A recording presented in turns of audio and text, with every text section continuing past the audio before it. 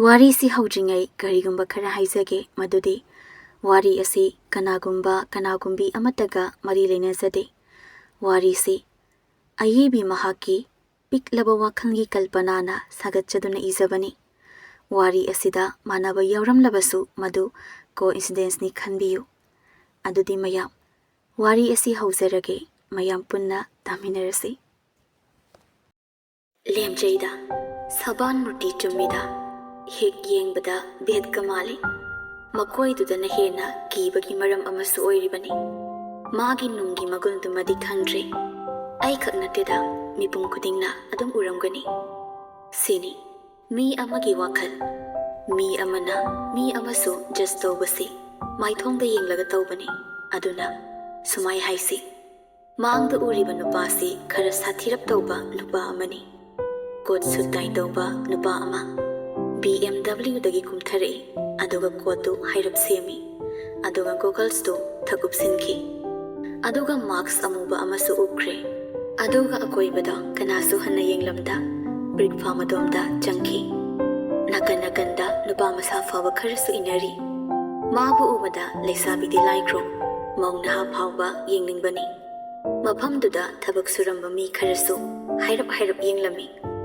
adagi magi thabakda mayon sinkre sonkibani asumna nathauda mayon siluko sarlai mayamdu karim haina khidre mathau mayon sinkre sum yenglakpada mama masa amakhak leibadu ubada chaplebi masa nupiduna mama na sakhibagidu ningthina loisilaga thokre mama duna thabak makha suaure nupi masa du ka hena angang mali mama dusu chahi pangyam yamlam khiroi khulai aduna hanuna ubu oiramgani kuina panthaduna yenglamdre mamai leiduna manager ki kada changli manager do phamlambadagi phukhagoduna ipingpingna sir somda lengsinbiro nupa do phamde makhutu tingtoi yet lomda lepliba nupa duna paisa piri nganba manager gi mamangda thariba table duda phatlangsili aduna silu wa kaya ngangnade manager dusu adum loksinkhre awadaba kari lewe resartna hauji ko ine yakhini sir hore kainom hainingba ma lebada baba dairo adu hairamduna thoglakli asumna gari kaduna thauduna lakpada lambida phanek red chetba nupi masa amakhak makhuta tiffin duma paiduna chalibi nupi dubu ubada gari kham gari dusu khamkhre adubune nganbadi kumthabra haisu kumthade mamitusu mangda chumtring yenduna adum hegle nupi masaduna konthonglan sinriba phawba mamit choithokti yari thoro adum thawkri nungdangni mama masado apipa sakhumduda chakjari nangi form fill up na karam kanda tawdoiba selbale hayeng tawrasu yarabane hoi tawthokluro hayeng de hinjang ahawam ta chasidana chadabu su kuire kari saningli noi sabo yeromai na charase yeromduna yarabo yarani kaithel masada thoklugi hayeng ayukto ngate ngano yenglugi kaka hagi sekonse pesa numai ko yam numai lanjaduda akak arauga loinana nong su thari hawba hawdaba harauna sajaramba chakto chakhumduda nong yubagi ising na mafam khuding tup tarakpaduda chafum khangda phuk hawgatnaduna ising yanaba konthine mapanda senthoraktuna ising yanaba koichin cheli sini lairaba amagi punsi maren jaktu makhadana su sarudri tumpham su khangmanate mamit mapaduda nongli khiklakpaduda mama masado phamung masaduda phamduna lei ithot nupi masadu nong khakpadu kibasu machet amata khangde nongthilni ngarang nong kanna takhrabasu ngasidu nungsaya khai sarakle uwaga yamna hawba maphamni mi aduki madik yamna tilli makhutta phane khara pairaga tholakpa nupidu mayamdu ubada karino khanduna tabli saksilei adugadi film shooting tawriba oiramale nungsi nafet tongna wow asidi asengbadana damada heli fazaba ngaktum yengthoke haiduna mayam marakta sangsinduna cheptha yengna bahone thamoi kaibagi sin oiramale hero du mamai no thaduna family mayam changdana ising kapsili nong tarapa sari male. Hero do mamay nong kaduna adiya di yingli. Nong liknadaba, tasing ba mapiso da male. Adugadi acting chap lepkri. Nung sida chagadabagum munna yingli aduga phughagatuna tholake dawani. Director Puryanna nganba kaino hagot payadri. Nganba kiyan darabagum director to the yingli. Adagi nupi asida haifet yinglamlaga acting hawkri. Nong tabay sin loiraduna tholakpada nupi maza singdu sau sabani.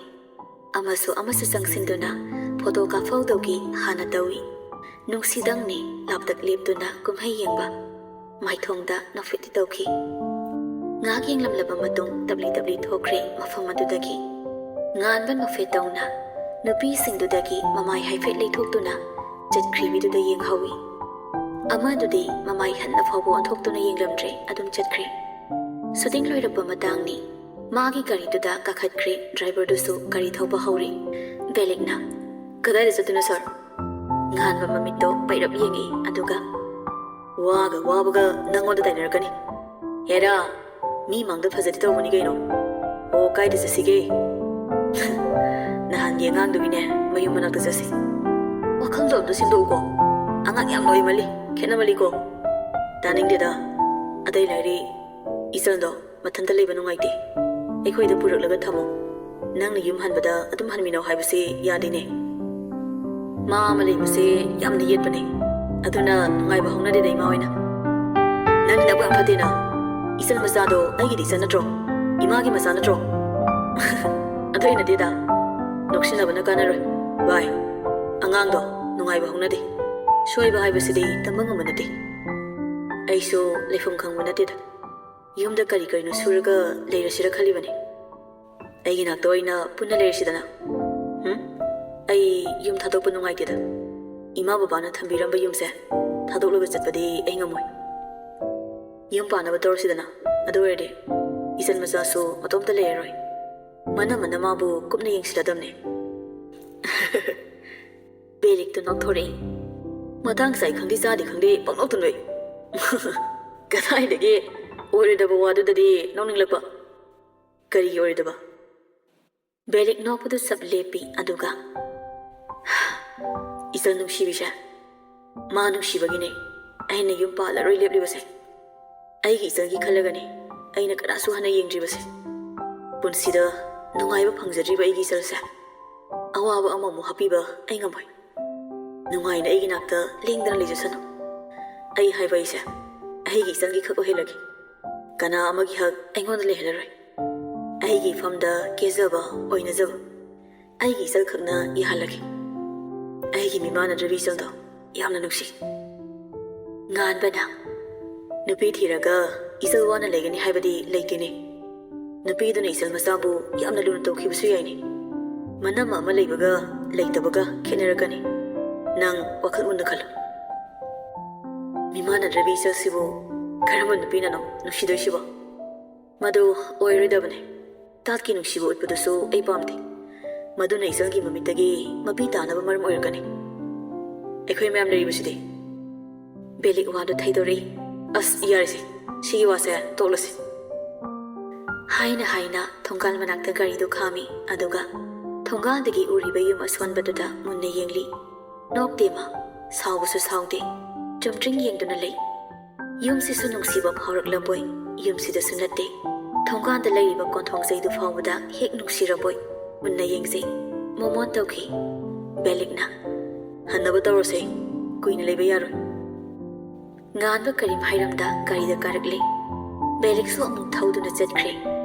Makhoina mayum yorapado yasangba matamni. Garido mafam chana thamlamlaba matung belikti magi gari machaduda mayum hankre. Nganba tabli sangli resartna. Dada davingi hairpane. Gari hakigar. Date 4 dagi horse hagibane. Pare. Ngasi oina call message amta yengano ai potharage. Yumda lakpa miso amta unariko ai. Isart machin sugatuna. Dadana unaningdi haina haikige iso. Nang thobo tawro. Hairamduna kem thausanda adum changkre. Aduga ka yobaga masado chathoklubagi fresh oi thoklure aduga towel da maselaga sofa da famduna phone metuna lei. ꯃꯇꯥꯡꯁꯤꯗ ꯃꯃꯥ ꯏꯕꯦꯝꯃ ꯊꯕꯥꯗꯨ ꯃꯈꯨꯠꯇ ꯆꯥꯅ ꯊꯛꯅꯕ ꯈꯔ ꯄꯥꯏꯔꯒ ꯆꯪꯁꯤꯜꯂꯛꯏ ꯃꯆꯤꯟꯁꯨ ꯂꯦꯞꯇꯦ ꯍꯜꯂꯛꯄꯗꯒꯤ ꯀꯔꯤꯃꯠꯇ ꯆꯥꯗ꯭ꯔꯤꯕ ꯅꯠꯇ꯭ꯔꯣ ꯁꯤꯃ ꯆꯥꯔꯣ ꯉꯥꯟꯕ ꯅꯣꯛꯐꯦꯠ ꯇꯧꯅ ꯂꯧꯁꯤꯟꯗꯨꯅ ꯆꯥꯕ ꯍꯧꯏ ꯃꯃꯥꯗꯨ ꯃꯆꯥꯒꯤ ꯃꯅꯥꯛꯇ ꯐꯝꯊꯗꯨꯅ ꯉꯁꯤꯒꯤ ꯁꯨꯇꯤꯡ ꯂꯣꯏꯔꯕꯣ ꯂꯣꯏꯔꯦ ꯄꯣꯊꯥꯔꯒꯦ ꯇꯧꯕꯅꯤ ꯍꯣꯏ ꯈꯔ ꯈꯔꯁꯨ ꯄꯣꯊꯥꯒꯗꯕꯅꯤ ꯊꯕꯛꯅ ꯉꯝꯍꯟꯕꯁꯨ ꯐꯠꯇꯦ ꯍꯌꯦꯡꯗꯒꯤ ꯏꯁꯩ ꯑꯃ ꯍꯧꯔꯗꯝꯅꯤ ꯊꯕꯥꯗꯨ ꯃꯆꯥꯒꯤ ꯃꯀꯣꯛꯇ ꯇꯞꯂꯤ ꯇꯞꯂꯤ ꯅꯥꯜꯂꯤ ꯆꯥꯔꯣ ꯑꯗꯨꯒ ꯄꯣꯊꯥꯔꯣ ꯍꯣꯏ ꯏꯃꯥ ꯆꯦꯛꯀꯣꯟꯗꯨꯗꯤ ꯀꯃꯥꯏ ꯇꯧꯔꯤ ꯃꯦꯅꯦꯖꯔ ꯁꯤꯟꯗꯣꯛꯇ꯭ꯔꯗꯤ ꯌꯥꯔꯣꯏ ꯃꯗꯣ ꯃꯃꯤꯠ ꯃꯅꯥ ꯑꯃ ꯏꯆꯨꯝ ꯆꯨꯝꯗꯦ ꯍꯩꯃꯥ ꯃꯦꯅꯦꯖꯔꯗꯨꯕꯨ ꯌꯥꯝꯅ ꯐꯩ ꯍꯥꯏꯗꯅ ꯅꯄꯥꯅ ꯊꯥꯖꯗꯥꯏꯅꯦ ꯄ꯭ꯔꯨꯐ ꯂꯩꯇ꯭ꯔꯗꯤ ꯀꯩꯝ ꯇꯧꯈꯤꯔꯣꯏ ꯑꯗꯨꯕꯨ ꯌꯦꯡꯈꯤꯅꯤ ꯍꯣꯏ ꯅꯃꯤꯟꯅ ꯅꯈꯣꯡꯅ ꯎꯔꯕ ꯃꯇꯝꯗ ꯊꯕꯛ ꯇꯧꯒꯗꯕꯅꯤ ꯁꯣꯝꯗꯅ ꯀꯝꯗꯧꯔꯤ ꯑꯄꯤꯛꯄ ꯈꯥꯡꯄꯣꯛꯁꯪꯗꯨꯗ ꯃꯕꯨꯡꯗꯨꯅ ꯃꯆꯜꯅꯨꯄꯤꯒꯤ ꯃꯅꯥꯛꯇ ꯐꯝꯗꯨꯅ ꯃꯆꯜ ꯅꯨꯡꯁꯤꯕꯤ ꯑꯗꯨꯕꯨ ꯌꯦꯡꯖꯗꯨꯅ ꯏꯆꯜ ꯃꯆꯥ ꯅꯪꯗꯨꯗ ꯑꯉꯥꯟꯕ ꯍꯣꯏꯗ ꯂꯩꯕ ꯇꯟꯕ꯭ꯔꯣ ꯅꯪꯕꯣ ꯏꯆꯜ ꯃꯆꯥ ꯇꯨꯃꯤꯟꯅ ꯂꯩ ꯃꯆꯜꯒꯤ ꯃꯈꯨꯠꯇꯨ ꯂꯥꯝꯗꯨꯅ ꯄꯥꯏꯔꯒ ꯃꯆꯜꯒꯤ ꯈꯨꯅꯝꯗꯨꯗ ꯇꯞꯂꯤ ꯇꯞꯂꯤ ꯅꯥꯟꯗꯨꯅ ꯍꯥꯏꯌꯨꯅꯦ ꯇꯥꯃꯣ ꯅꯪꯅ ꯌꯥꯗ꯭ꯔꯗꯤ ꯏꯆꯜꯕꯨ ꯄꯨꯔꯣꯏꯅꯦ ꯑꯥꯗꯅꯦ ꯇꯥꯃꯣꯅ ꯊꯕꯛ ꯆꯠꯈ꯭ꯔꯒ ꯅꯪꯅ ꯊꯠ ꯂꯩꯕꯗꯣ ꯅꯨꯡꯉꯥꯏꯔꯝꯃꯣꯏꯗ꯭ꯔꯥ ꯈꯟꯗꯨꯅ ꯍꯥꯏꯕꯅꯦ ꯑꯩ ꯃꯤꯒꯤ ꯃꯌꯨꯝꯗ ꯀꯃꯥꯏꯅ ꯂꯩꯗꯨꯅ ꯇꯥꯃꯣ ꯏꯆꯜ ꯃꯆꯥ ꯃꯤꯉꯣꯟꯗ ꯌꯥꯝꯅ ꯌꯦꯠꯀꯅꯤ ꯃꯤꯅꯁꯨ ꯅꯨꯡꯁꯤꯕꯤꯔꯣꯏ ꯍꯧꯖꯤꯛ ꯅꯨꯡꯁꯤꯔꯤꯕ ꯑꯁꯤꯒꯨꯝ ꯅꯨꯡꯁꯤꯔꯛꯂꯣꯏ ꯑꯗꯨꯃꯥꯏ ꯀꯩꯁꯨꯝ ꯇꯧꯔꯨꯏ ꯃꯣꯏꯗꯤ ꯇꯥꯃꯣꯅ ꯊꯥꯖꯩ ꯇꯥꯃꯣ ꯅꯪꯕꯨ ꯄꯨꯔꯛꯑꯣ ꯑꯗꯨꯒ ꯊꯝꯁꯤ ꯍꯥꯏꯗꯅ ꯏꯃꯥꯅꯁꯨ ꯑꯗꯨꯝ ꯍꯥꯏꯕꯅꯦ ꯑꯗꯨꯒ ꯅꯪ ꯗꯗꯥ ꯉꯥꯟꯕꯅꯁꯨ ꯍꯥꯏꯕꯅꯦ ꯇꯥꯃꯣ ꯆꯠꯅꯤꯡꯂꯗꯤ ꯆꯠꯂꯣ ꯍꯥꯏꯔꯝꯗꯨꯅ ꯇꯞꯅ ꯍꯧꯒꯠꯈꯤꯗꯨꯅ ꯃꯈꯨꯠꯅ ꯃꯥꯗꯨꯅ ꯇꯞꯂꯤ ꯇꯞꯂꯤ ꯆꯠꯄ ꯍꯧꯈꯤ ꯕꯦꯂꯤꯛ ꯃꯆꯜꯒꯤ ꯃꯈꯨꯠꯇꯨ ꯄꯥꯏꯗꯨꯅ ꯁꯥꯎꯒꯅꯨꯁꯦ ꯁꯨꯝ ꯈꯟꯅꯕꯅꯦ ꯇꯥꯃꯣꯅ ꯆꯠꯇ ꯌꯥꯗꯦ ꯍꯥꯏꯕꯗꯤ ꯍꯥꯏꯗꯦꯗꯅ ꯏꯆꯜ ꯃꯆꯥ ꯃꯕꯨꯡꯒꯤ ꯃꯈꯨꯠꯇꯨ ꯏꯟꯊꯣꯛꯇꯨꯅ ꯆꯠꯈꯤ ꯕꯦꯂꯤꯛ ꯃꯥꯒꯤ ꯃꯆꯜ ꯃꯌꯥꯝꯒ ꯃꯤꯃꯥꯟꯅꯗ꯭ꯔꯕꯤ ꯂꯥꯏꯕꯛ ꯊꯤꯔꯕꯤ ꯑꯗꯨꯕꯨ ꯅꯨꯡꯁꯤꯅ ꯌꯦꯡꯖꯍꯧꯏ ꯃꯥꯒꯤꯗꯃꯛ ꯈꯟꯕꯗ ꯅꯨꯡꯁꯤ ꯅꯨꯡꯉꯣꯜꯗꯒꯤ ꯂꯥꯞꯅ ꯂꯩꯖꯔꯕꯅꯤ ꯃꯥꯒꯤ ꯃꯆꯜꯁꯤꯒꯤ ꯈꯟꯕꯗ ꯊꯕꯛ ꯑꯃꯠꯇ ꯃꯅꯤꯡꯇꯝꯅ ꯇꯧꯕ ꯉꯝꯖꯗ꯭ꯔꯕ ꯃꯕꯨꯡꯅꯤ ꯃꯃꯥ ꯃꯄꯥꯅ ꯉꯟꯅ ꯍꯨꯟꯗꯣꯛꯇꯨꯅ ꯊꯝꯕꯤꯔꯝꯂꯕꯅꯤ ꯃꯆꯜꯁꯤꯒꯤ ꯈꯟꯕꯗ ꯅꯣꯡꯃꯗ ꯀꯞꯇꯕ ꯅꯨꯃꯤꯠ ꯌꯥꯎꯔꯝꯃꯣꯏ ꯃꯆꯜꯁꯤꯒꯤꯗꯃꯛ ꯃꯥꯒꯤ ꯅꯨꯡꯉꯥꯏꯕ ꯄꯨꯡꯕ ꯀꯠꯊꯣꯛꯇꯨꯅ ꯍꯤꯡꯂꯤꯕ ꯃꯕꯨꯡꯅꯤ ꯃꯥꯅ ꯍꯤꯡꯕꯒꯤ ꯃꯔꯝꯁꯨ ꯃꯆꯜꯁꯤꯅꯤ ꯃꯥꯅ ꯅꯣꯛꯄꯒꯤ ꯃꯔꯝꯁꯨ ꯃꯆꯜꯁꯤꯅ ꯑꯣꯏꯔꯤꯕꯅꯤ ꯃꯆꯜꯁꯤ ꯂꯩꯇ꯭ꯔꯕꯗꯤ ꯍꯤꯡꯕꯒꯤ ꯑꯥꯔꯊꯁꯨ ꯊꯣꯛꯂꯔꯣꯏ ꯕꯦꯂꯤꯛ ꯎꯪꯗꯨꯅ ꯉꯥꯛ ꯂꯩꯔꯨꯕ ꯃꯇꯨꯡꯗ ꯇꯞꯂꯤ ꯇꯞꯂꯤ ꯃꯆꯜꯒꯤ ꯀꯥ ꯃꯆꯥꯗꯨꯗ ꯆꯪꯉꯛꯏ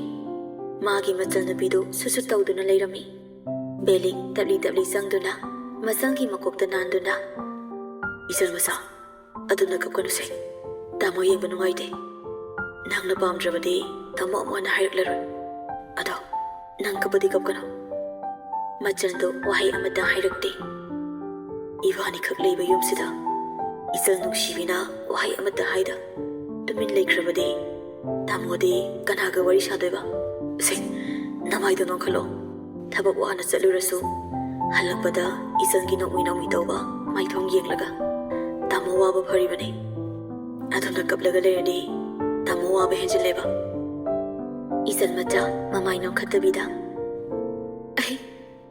ꯑꯩ ꯃꯤꯠ ꯎꯅꯤꯡꯉꯦ ꯇꯥꯃꯣ ꯃꯥꯂꯦꯝꯒꯤ ꯐꯖꯕ ꯄꯨꯝꯕ ꯎꯅꯤꯡꯉꯦ ꯃꯌꯥꯝꯒ ꯃꯥꯟꯅꯅ ꯍꯤꯡꯕ ꯄꯥꯝꯃꯦ ꯕꯦꯂꯤꯛ ꯃꯆꯜꯒꯤ ꯃꯀꯣꯛꯇ ꯅꯥꯜꯂꯝꯕ ꯃꯈꯨꯠꯇꯨ ꯂꯧꯊꯣꯛꯈ꯭ꯔꯦ ꯅꯥꯀꯜ ꯑꯃꯔꯣꯝꯗ ꯃꯃꯥꯏ ꯑꯣꯟꯊꯣꯛꯇꯨꯅ ꯂꯩꯈꯤ ꯏꯆꯜ ꯃꯆꯥ ꯋꯥ ꯃꯈꯥ ꯇꯥꯔꯤ ꯑꯩꯅ ꯃꯤꯠ ꯎꯔꯕꯗꯤ ꯇꯥꯃꯣꯁꯨ ꯑꯩꯒꯤꯗꯃꯛꯇ ꯋꯥꯕ ꯈꯔ ꯐꯔꯅꯤ ꯑꯩ ꯀꯅꯥꯅ ꯋꯥꯏ ꯍꯥꯏꯔꯤꯕꯅꯣ ꯋꯥꯗꯦ ꯑꯩ ꯋꯥꯗꯤꯌꯦ ꯇꯥꯃꯣꯅꯦ ꯅꯨꯡꯗꯥꯡꯒꯤ ꯍꯤꯟꯖꯥꯡ ꯌꯦꯡꯂꯨꯒꯦ ꯐꯖꯅ ꯂꯩꯔꯝꯃꯨꯀꯣ ꯃꯆꯜꯗꯨ ꯈꯨꯝꯂꯛꯇ꯭ꯔꯦ ꯆꯠꯂꯨꯁꯤꯔꯣ ꯆꯠꯅꯤꯡꯗꯦꯗ ꯀꯩꯕꯨ ꯀꯥꯟꯅꯗꯣꯏꯅꯣ ꯏꯆꯜ ꯃꯆꯥ ꯀꯔꯤꯃꯇ ꯈꯟꯗꯕ ꯑꯃꯨꯛ ꯁꯥꯗꯨꯅ ꯇꯥꯃꯣ ꯊꯣꯛꯂꯨꯔꯣ ꯑꯩ ꯂꯩꯔꯝꯂꯒꯦ ꯕꯦꯂꯤꯛ ꯃꯆꯜꯕꯨ ꯑꯃꯨꯛꯇꯪ ꯌꯦꯡꯂꯝꯂꯕ ꯃꯇꯨꯡꯗ ꯊꯣꯛꯈ꯭ꯔꯦ ꯇꯣꯝꯕ ꯃꯆꯥꯗ ꯑꯣꯟꯁꯤꯟꯗꯨꯅ ꯂꯥꯎꯏ ꯅꯣꯡꯉꯥꯟꯕꯗꯒꯤ ꯅꯁꯛ ꯎꯕ ꯐꯥꯎꯕ ꯅꯪꯗꯦ ꯆꯠꯈꯤꯕꯅ ꯍꯥꯜꯂꯦ ꯉꯁꯥꯏ ꯌꯦꯟꯈꯣꯡ ꯑꯍꯥꯟꯕꯗꯒꯤ ꯊꯣꯛꯈꯤꯕꯗꯨꯅ ꯍꯧꯖꯤꯛꯇꯅꯤꯅꯦ ꯍꯜꯂꯛꯏꯁꯦ ꯗꯥꯅꯤꯌꯦꯜꯁꯨ ꯂꯥꯎꯏ Tabak lebi chali bane. Tabak lektena chatpaya banatiye. Baba wayang ngang kano. Ngang drabadi. Ngang lama phawa sulam na lam hele. Ngang drabadi kari waidori bage. Ha? Hey. Ngang mo sakpa khara sudana si. Nang ay sawla kano ko. Baba so ayam sawan bira kano. Ay na sawla di yum da hanjilawe. Tomba masagi mamay mamit khangda makut aribaduna thajli. Daniel mapada sawni yingduna. Baba. Nang pattab masa si bukkada ay digilor dino. Pattab na sa ilay bagini. Baba na chaktok na hingjari basi. Kari. Haiduna nokningdana no imapado. Nang poklam bagini ne. Ngasi mi na ingon dawa mathak thang na ngang libase. Nang poklu bagini. Ngasi mi ngon da nonjari base. Ay na ikay piruk kumli basi su. Nang amabu isa na pa oy na phangja bagini. Nang ta sikro ne. Sungsi siron. Nungay na hingdawali. Siday hena nungay ba? Kari wali bagay nanggi. As hando sa sangge. Wano war ka sida. Hanu bano na mo dilenda na lere. Tomba masada amok sufuge daropada Daniel na phat hando kiduna. Nana mo idabay ning bro. Ko ino ne. Hanu bani kaino. Hairamduna sangki. Mapado masana sangki ba maikay adomda sawni yingduna lehawi. Masibo ibo. Mamang mapokta kari pap lebagino. Asak iyam na phattaba isa mo phangjari basibo. Matha sana sofa da famthai. Makokta makut hablabani tomba se. Aduga khangba nate masana pasidi. Ka yorakpaga hamungda longna taduna phone metuna le. Phone laksili. Nongreng khomba calling. Fat adum paikhali laut thai. Yum yorbo. Hayang khoi lawing bu chaluse. Hayang det le. Nang det na lu bro. Pung kaya chatoy no. 2 PM sai di thokse. Yare dadi. Kamdaw kaya no budubo. Daniel noi asimasu hairi. Mamay mamit pung kaya kibi. Chinda ngangsang ngangbi. Mitta masu kaya sangbi. Masam tianbi irang pambi. Nanga sana re. Pamadi pami. Ando nuksibadi machidam te yaugde. Nabi yam na koi basu fate ko. Aina hawam ta nate. Moina horok bangak tane. Ekhoi na mapaw koi ba phangdre. Nang na lishing mo koi. Kamay toy no khangdi. Sak phajaba haibase masi oi bajane. Mane mane sa man basak tu da khenda ba nupi amta leite. Daniel noi. Yare yare thamjarage. Amado haikige. Thamu tham. Thamkre. Daniel phone do off thamduna mamit uisinki. Imam mamba hingni. Mangol da famduna nongdol thakte yengduna tamina famli. Masinsu tamna lengli. Baba. Nang na hundokduna thamlambana. Ima ibani asuk yamna wabane. Baba. Nang asi fawba leiramlabadi.